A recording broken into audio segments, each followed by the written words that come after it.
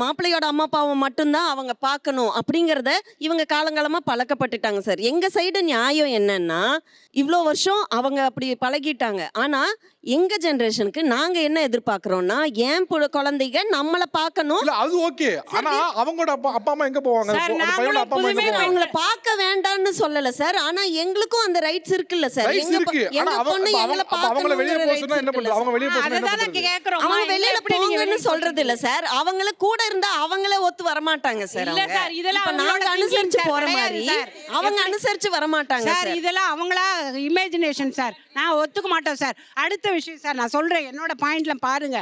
அடுத்து என்னன்னா, ஒரு அம்மா கேக்குறாங்க, நீங்க எவ்வளவு என்னோட பொண்ணுக்கு கல்யாணத்துக்கு போடுவீங்கன்னு கேக்குறாங்க. நியாயமான விஷயம். நான் வந்து 20 பவுன் ஒன் பொண்ணுக்கு போடுறேம்மா நான் சொல்றேன். மாப்பிள்ளை வீட்ல இருந்து மாப்பிள்ளை வீட்ல இருந்து பொண்ணுக்கு கேக்குறாங்க. நியாயமான விஷயம். சரி, நான் 20 பவுன் போடுறேன்னு சொல்லிட்டு, அப்ப எனக்கு நீங்க எவ்வளவு போடுவீங்க? எப்படி சார்? பொண்ணுக்கு போறது நியாயம். அவங்களுக்கு 40 பவுனா 20 பவுன் போட்டா சார் ஒரு பொய் ரெண்டு பொய்னா பரவாயில்ல. கொஞ்சம் இருமா சார், நம்ம இதெல்லாம் நடக்குது சார். நாங்க அவங்களுக்கு அனுபவம் இல்ல. மாமியாரு நகை போட சொல்றாங்க அப்படின்னு அந்த சைடுல எத்தனை பேர் டிமாண்ட் பண்ணாங்கன்னு கை தூக்க சொல்லுங்க சார். கை தூக்குங்க. நீங்க கை தூக்குங்க madam. You are odd one. Modern thinking okay, accepted. நாங்கள் அக்செப்ட் பண்ணுறோம். இப்படி இருக்கிற ஒரு வீட்டிலேருந்து பொண்ணு கேட்டால் அவங்க அந்த பொண்ணு என்ன சொல்ல வராங்கன்னா, நாங்கள் முன்னாடி 6 மாதம் வந்து தங்கி பழகலாம், பார்க்கலாம். இது என்ன சார் சினிமாவா வாழ்க்கை?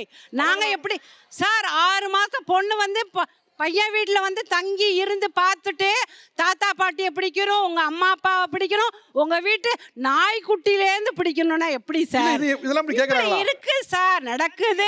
ஒரு மாப்பிள்ளைய கல்யாணம் பண்ணோம் அப்படின்னா 6 மாசம் வந்து ஒரு பொண்ணு மாப்பிள்ளை வீட்டுல தங்கி இருந்து அவங்க அப்பா அம்மா சூழல்லாம் பிடிச்சிருந்தா கல்யாணம் பண்ணிக்கிறேன். ஆமா சார், இல்லைன்னா எனக்கு வேண்டாம் அப்படின்னு ஒரு அம்மா அப்பாவே சொன்னா என்ன சார் உங்ககிட்ட அர்த்தம்? சொன்னாங்களா? சொன்னாங்க சார், அனுபவத்துல நான் சொல்றேன். இப்படி எல்லாம் சத்தியமா நடக்கிறதுக்கு சான்ஸே இல்ல. யாரும் அப்படி கேட்க மாட்டாங்க. இங்க பாருங்க, என்ன அனுபவத்தை கேளுங்க. 10 தினம் சொன்னீங்க, பொண்ணை செல்லமா வளர்த்தேன், பொண்ணை செல்லமா. நாங்க பிள்ளையெல்லாம் தவுட்டுக்கு வாங்கினோமா? எங்க பிள்ளைய நான் செல்லமா வளர்க்கலையா?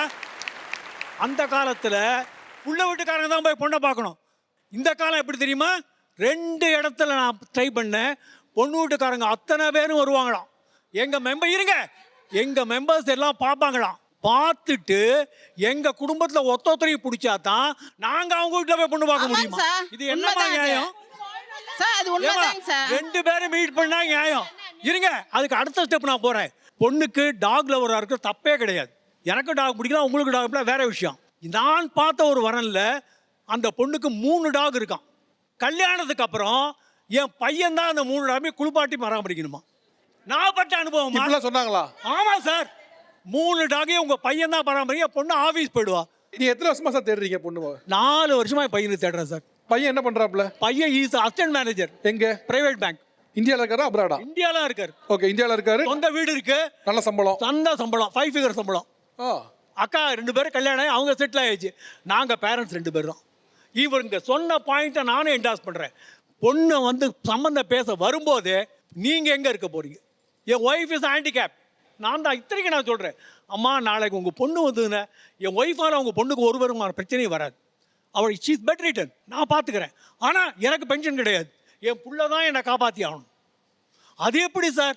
ஓல்டேஜ் எவ்வளவோ இருக்கு, அவங்களுக்கு ப்ராப்ளம் வரக்கூடாது. முதியோர் இல்லம் போங்க. அது இன்டைரக்டா சொல்றாங்க சார். சார் அப்படியெல்லாம் யாரும் சொல்ல மாட்டாங்க சார். அனுபவத்தை நான் சொல்றேன்.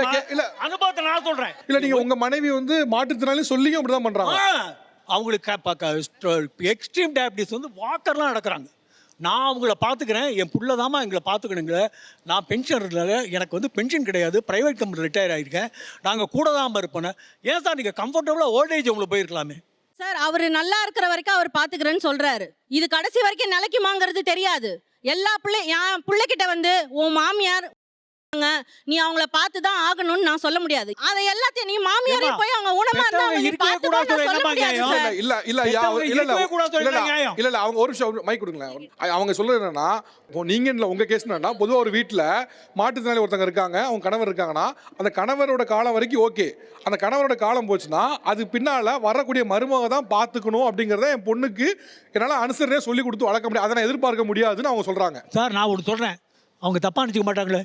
இதே நிலைமை அவங்க பெற்றவங்களுக்கு வந்தா விட்டுருவாங்களா? சொல்லுங்கம்மா. ஆமா கண்டிப்பா பெற்றோர்களுக்கு அதே வந்து நிலைமை எங்களுக்கு உங்க இருந்தா நீங்க அனுப்புவாங்களா? உங்க பையன் பார்த்து பாரு நீங்க அஷூரன்ஸ் கொடுக்குறீங்களான்னு கேக்குறேன் நான் ஃபர்ஸ்ட் உங்களை நிச்சயமா அதுதான் பார்த்து பாருமா. கேட்டேன். கடைசி அதே- வரைக்கும் பார்த்து பாரு. இல்ல சார் கடைசி நீங்க வரைக்கும் பாரு. இப்ப என் புள்ள கடைசி வரைக்கும் பார்த்து பாரு. பேசக்கூடாது. நிச்சயமா வாதத்துக்கு பார்த்து பாரு. பேசக்கூடாது. எனக்கு பார்த்துப்பாமா. 2 பொண்ணு பையன் கிடையாது. நான் 2 பொண்ணுங்களே கல்யாணம் பண்ணி கொடுத்துட்டேன். நானே என் ஹஸ்பண்ட் மட்டும் தான் இருக்கோம். நான் ரொம்ப ஏற்கனவே இப்பவே சிக்கா இருக்கேன். நான் இப்ப என் பொண்ணுக்கு கல்யாணம் பண்ணி கொடுக்குற ஸ்டேஜ்ல நான் ரொம்ப முடியாம இருக்கேன். என்னையும் உங்க பையன் தான் பாத்துக்கணும். எங்களுக்கு வருமானம் எங்க பொண்ணு மூலமா மட்டும்தான் வருது. எங்களையும் உங்க பையன் தான் பாத்துக்கணும் அப்படின்னு நான் சொன்னா இவர் அக்செப்ட் பண்ணிப்பாருன்றது கூட நான் அவர் ஆமா நான் பண்ணிப்பேங்கிறாரு. எத்தனை பேர் அக்செப்ட் பண்ணிப்பாங்க இந்த மாதிரி? ஆக்சுவலாக இது கொஞ்சம் சிக்கலான ஒரு ஏரியா தான். என்னன்னா ஒருத்தங்க என்னைக்குமே இதுன்னு இல்லை, பொதுவாகவே நடக்கிற ஸ்டேஜில் இருக்க வரைக்கும் யாருக்கும் எந்த தொந்தரவும் இல்லை, அவங்க வேலையை அவங்களே பண்ணிக்க முடியும்னு. ஆனால் என்னைக்கு அவங்க வேலையை அவங்களே பண்ணிக்க முடியாதுங்கிற சூழல் ஏற்படுதோ அப்போ அவங்களுக்கு மட்டும் இல்லை சுற்றி இருக்கவங்களுக்கும் சிரமம் தான். அந்த சுற்றி இருக்க உறவு மகனாவோ மகளாவோ இருந்தால் ரத்த சொந்தம் முடிஞ்சு போச்சு. ஒரு வேளை அது மருமகளா இருந்தால் எவ்வளோ தூரம் சாத்தியம் அப்படின்னு இன்னைக்கு நீ அவங்கள பார்த்து கேட்கறது கத்தி எந்த பக்கம் வேணா போகலாம். அப்போ மாறும்போது பெரிய சிக்கல் தான் அது. தங்கமே வேண்டாம் எதுவும் வேண்டாம் பையன் பொண்ணு மட்டும் கொடுங்கன்னு கேட்டோம்னா மாப்பிள்ளைக்கு ஏதோ குறை இருக்கோ அதனால பொண்ணு வந்து நகை வேண்டான்றாங்களோ அப்படி அப்படி கேட்குறாங்களா? சொல்றாங்க சார். எங்க பையன் பிஎஸ்சி முடிச்சான் சார். முடிச்சுட்டா பிடெக் போகும்போது ஆக்சிடென்ட் ஆயிடுச்சு. அதுக்கப்புறம் அவனால் படிக்க முடியல, அப்படியே விட்டுட்டான். எங்கள் வீட்டுக்காரர் பிஸ்னஸ் பண்ணார் சார். பிஸ்னஸ்ட்டு லாஸ் ஆயிடுச்சு அவருக்கு, ஏன்னா பேக் பெயின் வந்துருச்சு. அந்த டைமில் 2 குழந்தைங்களையும் படிக்க வைக்கணும் சார், காலேஜ் பண்ணோம். எங்கள் பெரிய பையன் என்ன பண்ணிட்டான், அவன் வந்து ஃபோட்டோ ஷூட் பண்ண ஆரம்பிச்சிட்டான் சார். வடபழனியில் வச்சு ஃபோட்டோ ஷூட் பண்ணும்போது வர்தா புயல் வந்துச்சு சார். வரும்போது அந்த ஃபுல்லாக எல்லாம் அடிச்சுட்டு போயிடுச்சு. சொந்த வீடு மட்டும்தான் இருந்தது. இருக்கும்போது பையன் வந்து பொண்ணு பார்க்க ஆரம்பித்தேன். 27 வயசாச்சு சார். போகும்போது என்ன கேட்டாங்கன்னா, உங்கள் பையன் மீடியாவிலையும் ஃபோட்டோ ஷூட் வச்சுருக்காங்க, பொண்ணு கொடுக்க முடியாதுன்னாங்க. நான் சொன்னேன், பையனை ஒழுக்கமாக வளர்த்து வச்சுருக்கேங்க, உங்கள் பொண்ணை கண்கலங்காமல் நாங்கள் பார்த்துக்குவோம். எனக்கு 2 பையன், உங்கள் பொண்ணை வந்து என் பொண்ணு மாதிரி நான் பார்த்துக்கிறேன், தங்கம் எதுவுமே வேண்டாம், உங்கள் பொண்ணை மட்டும் கொடுங்க, நாங்கள் நல்லா பார்த்துக்கிறோன்னு சொன்னோம். நாங்கள் வச்சுருக்கிறது ஒரு பொண்ணு, செல்லமாக வளர்த்துட்டோம், எந்த வேலையும் செய்யாது, நாங்கள் அப்படி கொடுக்க முடியாது. நான் சொன்னேன், நான் வேலைக்காரி மாதிரி உங்கள் பொண்ணை நான் பார்த்துக்கிறேன், உங்கள் பொண்ணுக்கு கண்ணில் எந்த கண்ணீர் வராமல் நான் பார்த்துக்கிறேன், அது மாதிரி சொன்னேன் சார். சரின்னு சொன்னாங்க. எங்கள் வீட்டுக்காருக்கு வேலை இல்லைன்னு தெரிஞ்சிச்சு. பையனோட பிஸ்னஸ் போயிடுச்சு. அப்போ எல்லாருக்குமே நிறைய நஷ்டம் ஏற்பட்டுச்சு சார். ஆன ஒன்று கொடுக்குறவங்க கொடுக்க மாட்டேன்ட்டாங்க. ஃபாரின் மாப்பிள்ளைக்கு போகிறீங்களே நீங்கள், அங்கே போனாலும் தமிழ்நாட்டுக்கு இங்கே தான் நீங்கள் வந்தாகணும். பையனுக்கு என்ன வயசுமா? 36 சார். பொண்ணே வேணான்ட்டேன் சார். கல்யாணமே எனக்கு வேணாம். எப்ப இருந்து பாத்தீங்க? நான் அவனுக்கு 27 வயசுல இருந்து பாக்குறேன் சார். ஒரு ஸ்டேஜுக்கு மேல எனக்கு பொண்ணே வேண்டாம், எனக்கு கல்யாணம் பொண்ணு பார்க்காதீங்க, தம்பிக்காவது பார்த்து கல்யாணம் முடிங்கன்னு சொல்றேன் சார்.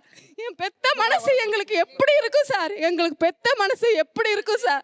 நல்ல பிள்ளையா வளர்த்து வச்சிருக்கோமான்னு பாருங்க. உங்க பொண்ணை கண்கலங்காம நாங்க வளர்க்குறோமா பாருங்க. எங்க பையங்க ஓடுறாங்க ஓடிக்கிட்டே தாங்க இருக்காங்க அவன் சம்பாதிக்கணும்னு.